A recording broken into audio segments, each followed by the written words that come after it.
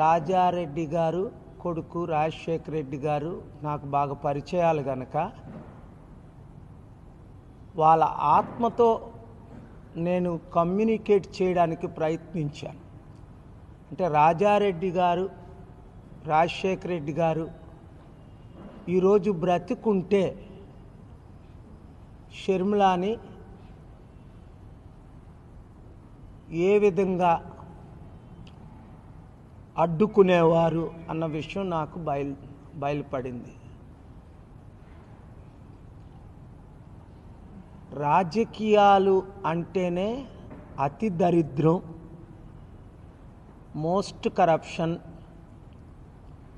అసలు ఇంత దరిద్రం అయిన రాజకీయాలు 200 దేశాల్లో మన దేశంలో తప్ప ఇంక ఏ దేశాల్లో ఇంత డెమోక్రసీ పేరు మీద ఇంత ఘోరమైన దుస్థితికి రాజకీయాలు చేరుకుంటాయి అని నేను అనుకోలేదు.